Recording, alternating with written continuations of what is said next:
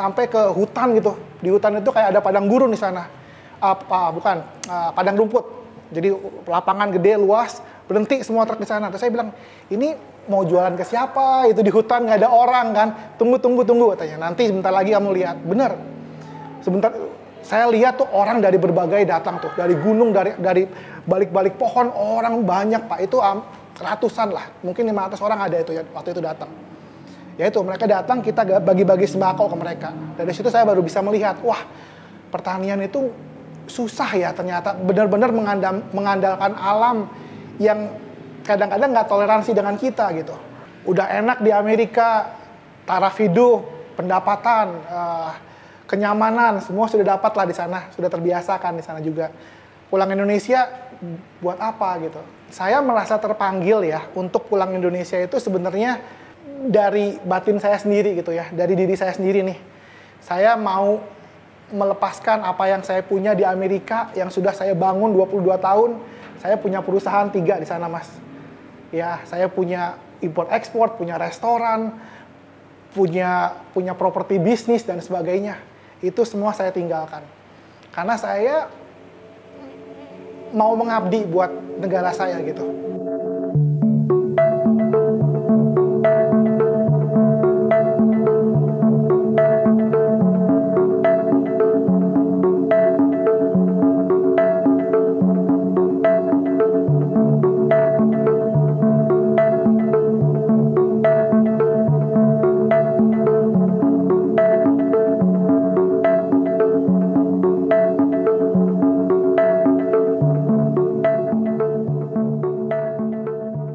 Nama saya Erwin Gunawan. Asalnya saya itu dari Pelabuhan Ratu, Sukabumi. Saya di Indonesia itu cuma sampai SMA. Sudah gitu 96 saya ke Amerika. Selama 22 tahun lah di Amerika. Jadi ya tinggal di sana 22 tahun. Di sana menggeluti berbagai macam bidang. Dari supply chain, F&B, makanan, teknologi, dan sebagainya. Sampai saya pulang Indonesia, itu karena saya mempunyai semacam panggilan. Background saya itu di bisnis dan teknologi ya Mas. Jadi saya mengerti teknologi yang sekarang lagi hot nih, misalnya blockchain teknologi, Web3. Itu teknologi di belakangnya Bitcoin yang lagi booming sekarang. Nah, waktu saya pulang Indonesia itu saya kebetulan ada blockchain project di bidang traceability makanan. Nah, dari sana saya mempelajari agriculture-nya Indonesia tuh, Mas. Saya mempelajari agriculture Indonesia, pertanian di Indonesia ini. Itu saya menemukan suatu masalah yang sangat besar lah. Indonesia itu peringkat nomor 2 di dunia sebagai kontributor sampah makanan. Nomor 2 di dunia. Itu kalau dijumlahkan itu ada 48 juta ton setiap tahunnya yang terbuang begitu saja. Ini setiap tahun ya. Kalau dirupiahkan itu triliun rupiah setiap tahun yang kebuang.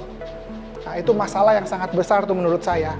Dari sana dan background saya itu memikirkan suatu solusi nih. Solusi apa yang kira-kira bisa dipakai untuk masalah tersebut. Dari situlah muncul idenya Greens ini. Jadi saya dan sahabat-sahabat saya, kita brainstorm, kita memikirkan caranya gimana ya untuk bisa membantu masalah Indonesia ini. Nah, dari situ baru terbentuklah Greens. Ya, jadi salah satu partner saya itu masih di US orangnya. Namanya Pak Andi, ya. Satu lagi di Indonesia sama-sama saya. Dia background-nya robotik. Namanya Geraldi. Dia yang membuat semua sistemnya Greens ini tuh dari nol, Pak. Jadi apa yang kita buat ini benar-benar karya anak bangsa lah.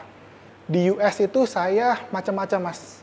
Saya bergerak di bidang F&B, saya punya restoran Indonesia juga di sana. 10 tahun lebih saya punya restoran Indonesia. Saya punya import-ekspor bisnis, jadi saya masukkan seafood, makanan, semua dari berbagai negara, saya jual di Amerika. Saya juga bekerja buat perusahaan-perusahaan besar lah, seperti FedEx, seperti itu. Jadi saya memang mempunyai pengalaman supply chain di US, itu background-nya saya. Jadi pendidikan saya sampai pengalaman kerja itu semua di supply chain. Pertama kali landing di Jakarta, saya nggak bawa apa-apa. Jadi dari US itu cuma bawa 2 koper, beli tiket pesawat, pulang ke Jakarta. sampai Jakarta nggak punya tempat tinggal. Jadi numpang teman saya, Mas. Ya, kebetulan dia punya apartemen di selatan, saya numpang di sana sampai hampir sebulan tuh. Sebelum punya tempat sendiri gitu. Dari kecil kan pertanian itu sesuatu yang penting buat saya. Jadi ya udah saya keliling. Saya keliling ke Bandung, Jawa Barat, sampai Jawa Tengah. Saya melihat pertanian di sana. Jadi saya bisa dibilang melihat langsung lah situasi kondisinya seperti gimana gitu. Bagaimana caranya petani hidup, bagaimana cara petani menanam dan menjual hasil perkebunannya. Itu bisa dibilang sangat miris lah. Profesi petani itu di Indonesia bukan profesi yang dihormati dan dihargai, Mas. Ini maaf bisa bilang begini, tapi itu kenyataannya. Mereka itu rata-rata petani di Indonesia itu umur 60 tahun ke atas. Jadi sudah nggak tahu mau ngapain, nggak bisa kerja di kota, ya udah pulang kampung jadi petani. Jadi petani di sana itu pun tidak gampang gitu. Karena ya ada lingkungannya yang mungkin kurang mendukung seperti itu. Ya misalnya saya nggak lama pulang, ini tahun berapa ya? Tahun 2018-an ya. Ada suatu saat petani buah naga tuh. Hasil panennya cuma dihargain 2.000 per kilo. Yang mestinya berapa belas ribu, berapa puluh ribu gitu. Ya udah dibuang begitu aja, dikasih makan hewan. Karena ya nggak balik modal. Nah itu ada oknum-oknum yang saya juga nggak tahu kenapa bisa begitu, seperti itu. Ya, jadi dari sana saya mau merubahlah sesuatu, gimana caranya supaya kita petani ini bisa dihormati, dihargai, punya respect di masyarakat gitu. Karena kita itu sebagai manusia butuh pangan ya, itu dasarnya kita manusia hidup. Nah itu kalau bukan petani yang memberikan pangan ke kita, siapa lagi gitu. Jadi saya itu background edukasi saya itu S1. Saya punya 2 majors ya, supply chain logistik, transportasi, sama marketing. Nah kebetulan daerah tempat saya sekolah, Columbus, Ohio, itu daerah pertanian di Amerika. Daerah pertanian terbesar di Amerika lah. Apa yang ditanam di sana? Itu kedelai, jagung, itu kebanyakan dari sana. Mungkin kedelainya kita di Indonesia itu kiriman dari sana tuh, daerah Ohio situ gitu. Perbedaan pertanian di luar negeri, Amerika sama Indonesia itu, di sana orang bertaninya itu lebih dalam skala besar. Jadi mereka pakai traktor yang besar, pakai sistem pertanian yang luar biasa, pakai bibit yang berkualitas begitu. Dan ada dipelajari itu, Mas. Jadi kapan kamu harus nanam kedelai? Itu udah dari pemerintah dan dari perkumpulan asosiasi di sana itu udah seragam tuh. Nanam kedelai paling bagus tanggal 7 bulan segini, jam segini ya misalnya. Semua pada nanam. Karena mereka mempelajari tuh dari cuacanya semua. Sudah dipelajari, diperkirakan itu yang terbaik untuk kedelai, seperti itu. Jadi didukung dengan sepenuhnya tuh dari komunitas dan pemerintah di sana ya. Saya kan besarnya di Pelabuhan Ratu. Jadi kalau masih kecil saya, masa kecil ya, saya itu mainnya di sawah, bertani, punya kebun. Saya masih inget tuh, kadang-kadang dulu itu pertanian masih tradisional banget ya. Itu setahun itu beberapa kali kita itu mengalami musim paceklik. Musim panasnya berkepanjangan, paceklik tanah sampai nggak bisa ditanamin lagi. Nah, waktu musim-musim seperti gitu banyak petani itu yang susah, Pak. Jadi sampai keluarga saya kebetulan ada sedikit rezeki lah. Jadi orang tua saya itu setiap tahun beberapa kali itu mengirim truk tuh, 2-3 truk. Pertama waktu masih kecil saya bingung, ini orang tua saya bisnis sembako apa ya? Kenapa ngirim truk ke hutan gitu? Saya tanya, Pak boleh ikut nggak? Boleh, ayo ikut aja, kamu bisa tahu jadi ini ngapain gitu kan. Terus saya masih kecil, saya ikut tuh naik truk, itu Pelabuhan Ratu, naik ke Jampang Kulon, Surade, sampai ke hutan gitu. Di hutan itu kayak ada padang gurun di sana, padang rumput. Jadi lapangan gede, luas, berhenti semua truk di sana. Terus saya bilang, ini mau jualan ke siapa? Itu di hutan nggak ada orang kan, tunggu katanya, nanti sebentar lagi kamu lihat. Bener, sebentar. Saya lihat tuh orang dari berbagai datang tuh, dari gunung, dari balik-balik pohon, orang banyak Pak, itu ratusan lah, mungkin 500 orang ada itu ya, waktu itu datang. Ya itu, mereka datang, kita bagi-bagi sembako ke mereka. Dari situ saya baru bisa melihat, wah pertanian itu susah ya ternyata, benar-benar mengandalkan alam yang kadang-kadang nggak toleransi dengan kita gitu. Kalau musim paceklik ya sudah gitu. Ya, jadi itu cerita sedikit tentang pertanian. Backgroundnya saya hidup di kampung lah. Dari sana ya saya sampai sekarang masih mau tuh pingin gitu jadi petani gitu ya, seperti itu. Jadi dari pengalaman saya kecil melihat pertaniannya Indonesia, terus saya sampai ke luar negeri 22 tahun di US, sekolah di sana, kerja di sana, bisnis di sana. Saya pulang Indonesia itu memang mempunyai bekal pengetahuan sedikit lah tentang teknologi, tentang inovasi. Nah, waktu saya pulang, saya itu bisa melihat bagaimana pertanian itu masih tidak menggunakan inovasi dan teknologi secara optimal gitu.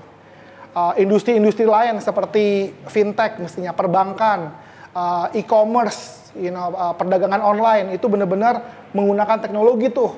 Sampai adanya Tokopedia, adanya Gojek, adanya Traveloka dan sebagainya ya. Tapi di bagian industri pertanian itu masih belum ada yang benar-benar memakai teknologi inovasi untuk bertani. Nah, itu menjadi panggilan buat saya nih. Jadi dari backgroundnya saya dan apa yang saya tahu dan teman-teman sahabat ini, kita memikirkan sama-sama tuh apa yang bisa kita lakukan. Nah, itu asal mulanya Greens. Jadi kita memakai nama teknologinya Web 3.0 ya. Jadi kita memakai blockchain teknologi dan IoT sistem untuk bertani. Jadi bisa dibilang bahasa gampangnya bertaninya kita itu pakai robot lah. Ya, seperti itu. Sudah tidak tergantung lagi dengan cuaca gitu. Kita benar-benar sistemnya kita itu Greens Control Environment Agriculture.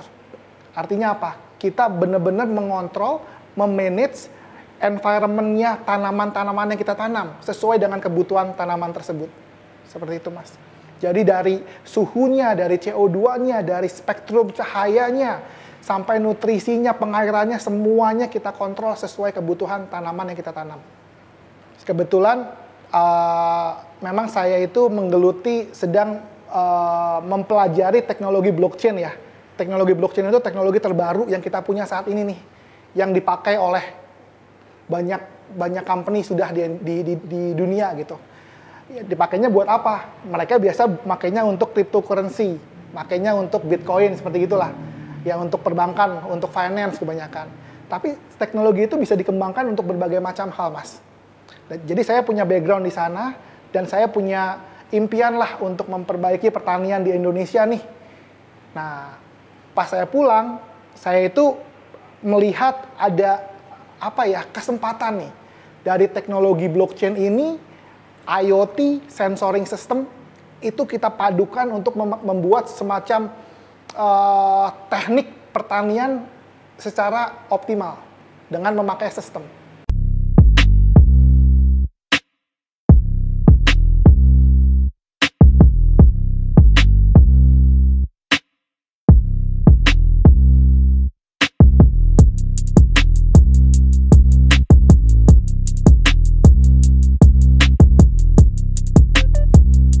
Halo, perkenalkan saya Imam Pranata. Saya di sini sebagai botanis di Greens. Di sini saya akan menjelaskan sedikit mengenai apa itu microgreens. Jadi microgreens adalah versi kecil dari sayuran yang biasa kita konsumsi. Nah, di sini ada contoh microgreens basil. Ini versi kecil dari basil yang ukurannya sudah dewasa. Di Greens ini kita sudah mengembangkan sekitar 15 jenis microgreens. Jadi sebenarnya apa itu perbedaan microgreens dengan sayuran biasa? Yang pertama dari segi umur. Kalau microgreens itu dipanen pada umur 7 sampai 21 hari, sedangkan untuk sayuran yang dewasa dia biasa dipanen pada umur di atas 1 bulan. Terus yang kedua adalah ukurannya. Yang jelas microgreens ini ukurannya lebih kecil dibandingkan sayuran yang dewasa ini. Nah, untuk ukuran microgreens ini biasanya di antara 5 sampai 7 cm.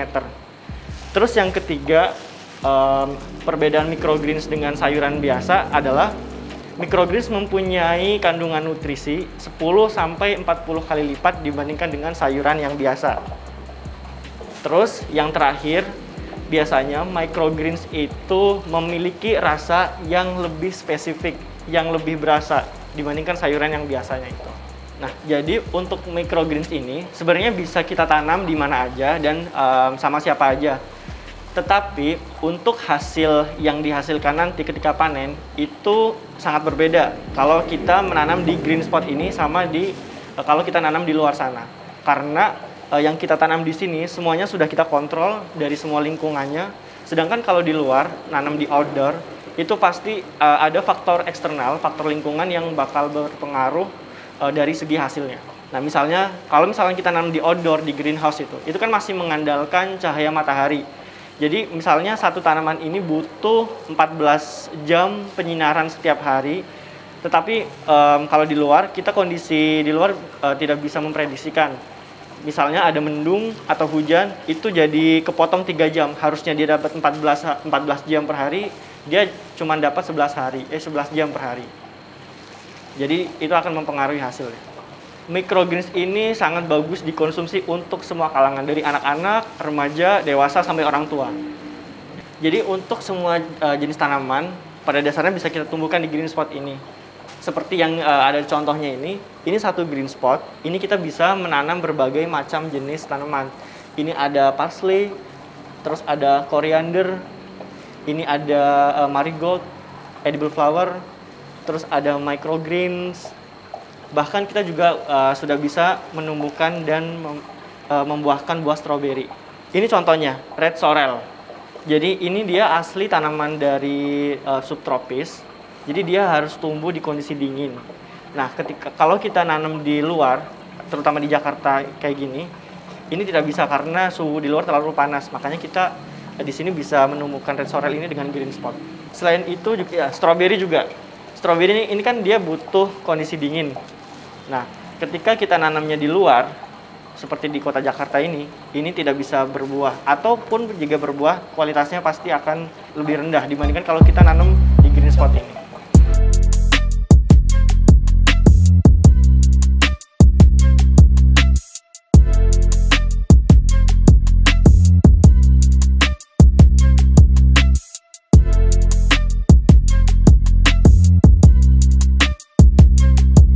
Makanan yang kita punya itu sekarang green pasta. Green pasta dengan tahu parmigiana, green pasta dengan ayam panggang, green pasta dengan Swedish meatball. Yang semuanya penuh dengan gizi yang tinggi, sangat enak, dan dijamin 100% halal. Ini satu-satunya di Indonesia dengan konsep seperti ini. Kalau ngomong masalah enaknya ya di Amerika, saya terus terang waktu sebelum saya pulang, saya itu hitung-hitung, Mas. Kalau saya pulang, saya itu akan kehilangan pendapatan segini, rugi segini. Pulang ke Indonesia, nggak tahu, nggak jelas gitu kan. Mau usaha apa, mau kerja apa, mau bisnis apa gitu. Tapi itu semua itu tidak menjadi faktor lagi, Mas. Kalau, tekadnya itu pingin membuat bangsa kita maju. Seperti itu. Jadi saya 22 tahun di Amerika ya. Itu tetap tidak bisa melupakan negara ini. Gitu. Bangsa, jadi mau berkontribusi gitulah untuk bangsa gitu. Saya melihat kecil orang susah gitu. Negara pun masih berkembang. Wah, hidup di Amerika enak-enakan sendiri, buat saya kurang meaningful lah bahasanya Indonesia, jadi kurang punya manfaat lah. Jadi gimana caranya apa yang saya tahu dari luar negeri, ilmu yang saya dapatkan, itu bisa saya bawa pulang dan dipakai di sini agar jadi hikmah yang baik lah buat bangsa kita, seperti itu. Saya merasa terpanggil ya untuk pulang Indonesia itu sebenarnya dari batin saya sendiri gitu ya, dari diri saya sendiri nih. Saya mau melepaskan apa yang saya punya di Amerika yang sudah saya bangun 22 tahun. Saya punya perusahaan 3 di sana, Mas. Ya, saya punya import ekspor, punya restoran, punya properti bisnis dan sebagainya. Itu semua saya tinggalkan. Karena saya mau mengabdi buat negara saya gitu. Nah, apa yang mau saya buat di Indonesia, di otak saya itu pertanian itu sudah menjadi salah satu yang saya mau lakukan. Tapi saya masih belum tahu sampai saya pulang ke Indonesia. Seperti itu. Jadi pas waktu saya pulang Indonesia, saya melihat situasi kondisinya, saya lebih yakin lagi nih, pertanian itu butuh, bahasanya apa ya, butuh revolutionize lah. Butuh sesuatu yang keren banget untuk merubah industri ini jadi lebih baik lagi, seperti itu. Bukan cuma keluarga, teman-teman, wah kamu ngapain pulang Indonesia gitu, kayak membodoh-bodohi saya gitu. Udah enak di Amerika, taraf hidup, pendapatan, kenyamanan, semua sudah dapat lah di sana, sudah terbiasa kan di sana juga. Pulang Indonesia buat apa gitu? Ya, tapi itu again ya, sekali lagi kalau dihitung-hitung untung rugi, ya itu nggak akan masuk lah. Tapi karena panggilan hati, sudah nggak ada untung rugi. Pertama nggak betah mas. Jadi sampai sana itu kita ya homesick lah dibilangnya ya. Jadi wah kangen, pingin pulang. Tapi kalau buat saya itu tantangan. Jadi ya kayak dulu di Amerika itu masih ada juga kayak wah kamu mah orang Asia bisa apa sih di sini misalnya. Itu menjadikan semangat tuh buat saya. Wah jangan mau direndahkan sama orang bule gitu kan. Jadi kita pun harus bisa melakukan sesuatu yang nggak kalah sama mereka gitu. Ya dari sisi edukasi saya belajar dengan baik, punya nilai yang bagus, kerjaan saya pun kerja yang baik, punya posisi yang bagus gitu. Ya jadi saya itu apa yang negatif dijadikan semangat buat saya. Jadi kita itu punya teknologi mas, namanya Control Environment Agriculture, di mana kita memakai Web 3.0 atau blockchain untuk dijadikan dan artificial intelligence ya, untuk dijadikan otaknya lah untuk kita bertanam. Nah dari situ kita punya bisa dibilang hardware-nya, itu sistemnya kita seperti GreenSpot ini misalnya. Nah, itu medianya untuk kita bertanam. Nah, tujuannya itu buat apa? Tujuannya itu untuk mengefisienkan, untuk mengoptimalkan apa yang kita lakukan, apa yang kita tanam. Nah, mungkin Mas sudah mendengar global warming. Ada orang percaya, ada orang yang tidak percaya. Tapi itu kenyataannya terjadi, Mas. Suhu dunia nih, itu sudah mulai naik dan naik terus tuh. Contohnya di Lembang. 3 tahun yang lalu, itu suhunya lebih dingin dari sekarang. Ada petani-petani sana udah merasakan akibatnya.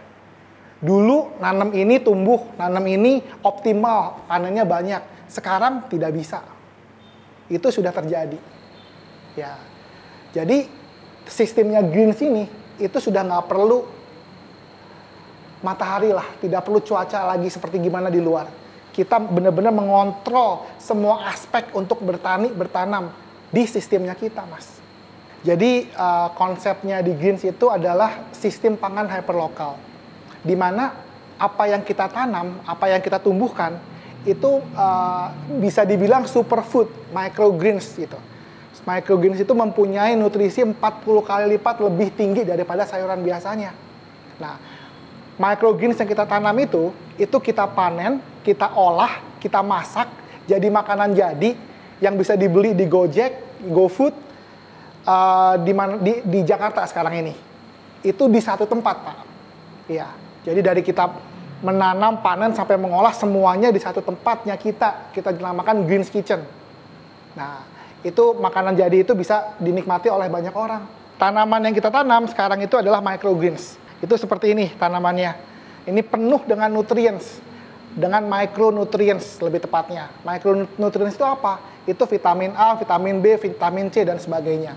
Itu bisa didapatkan dari sini. Seperti itu. Nah, konsepnya kita ini nanti akan kita bawa ke Sabang sampai Merauke. Jadi seluruh pelosok Indonesia bisa menikmati sayuran superfood ini dan makanannya kita. Nah, untuk sekarang ini, sayuran ini kita olah menjadi pasta dan makanan jadi.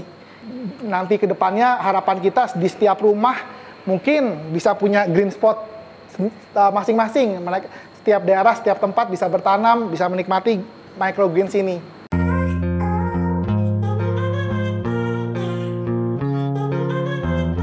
Buat teman-teman yang menonton, jangan lupa subscribe Kisah Tanpa Batas dan follow Instagram kami di GreenSpot dan website kita greens.id. Terima kasih.